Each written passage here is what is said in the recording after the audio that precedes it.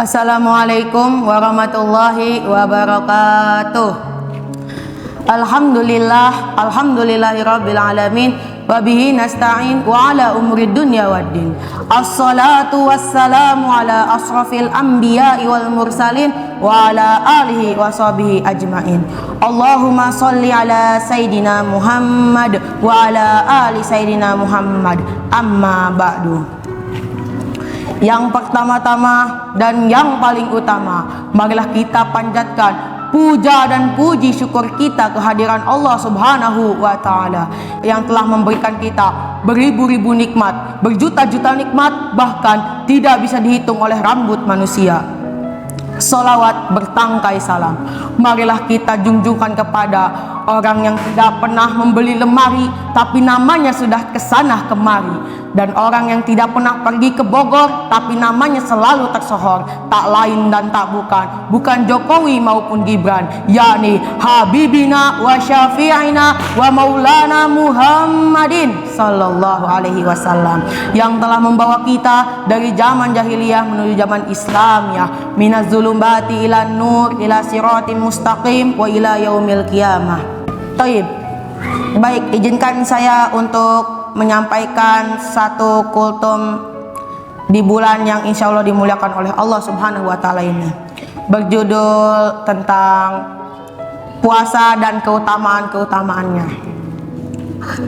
Puasa itu memiliki arti menahan lapar dan haus dari terbitnya fajar sampai terbenamnya matahari.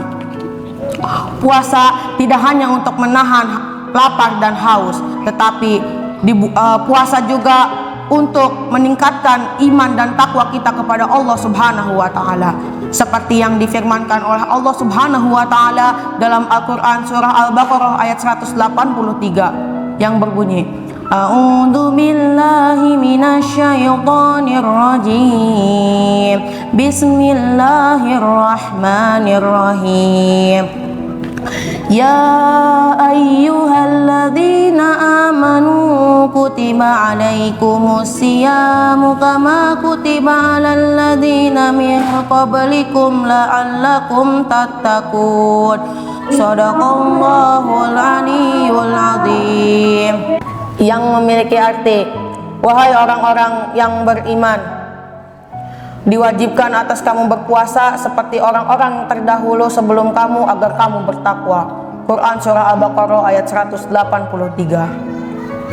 Ayat ini menjelaskan bahwa Allah Subhanahu wa Ta'ala memerintahkan kepada orang-orang yang beriman, jika bulan Ramadan telah tiba, kita harus berpuasa.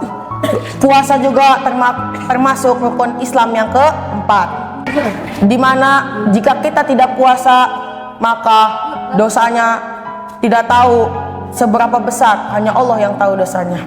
Selanjutnya adalah tentang keutamaan-keutamaannya. Di bulan Ramadan ini atau di bulan puasa ini banyak sekali keutamaan-keutamaannya. Salah satunya itu pahala dilipat gandakan. Bagaimana cara kita mendapatkan pahala yang dilipat-lipat gandakan itu di bulan ini? Yang pertama adalah berzikir. Berzikir adalah mengingat atau menyebut nama Allah Subhanahu wa Ta'ala. Ketika kita berzikir, kita harus bisa menanamkan zikir itu di dalam hati kita, agar Allah Subhanahu wa Ta'ala redho dan memberikan kita pahala yang dilipat-lipat gandakan di bulan ini. Lalu jika ada yang bertanya, apa zikir yang paling utama? Qala Rasulullah sallallahu alaihi wasallam, afdalu zikri la ilaha illallah wa afdalu du'ai alhamdulillah. Dari Rasulullah sallallahu alaihi wasallam telah bersabda, zikir yang paling utama adalah tiada Tuhan selain Allah, dan doa yang paling utama adalah segala puji bagi Allah.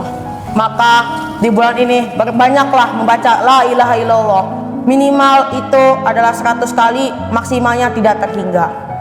Yang kedua adalah ditutupnya pintu-pintu neraka dan dibukanya pintu-pintu surga, dan setan dibelenggung oleh Allah Subhanahu wa Ta'ala. Allah Subhanahu wa Ta'ala menutup pintu-pintu neraka untuk orang-orang yang berdosa dan membuka pintu-pintu surga untuk orang-orang merasakan di dalam surga tersebut. Lalu Allah Subhanahu wa taala membelenggu setan-setan yang berada di muka bumi ini agar tidak mengganggu umat Nabi Muhammad untuk beribadah. Lalu kenapa masih banyak yang melakukan berdosa seperti berzina, mokel di bulan puasa dan yang lainnya? Itu bisa dijelaskan dalam hadis yang akan saya bawakan ini.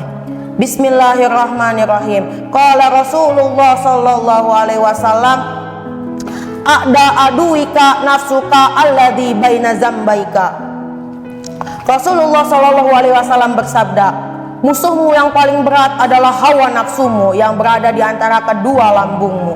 Maka bukan hanya setan yang bisa menggoda kita, tetapi kita juga harus bisa menahan diri dari hawa nafsu yang kita miliki di dalam diri kita ini. Lalu yang ketiga adalah sholat. Sholat di bulan puasa ini pahalanya sangat dilipat-lipat gandakan.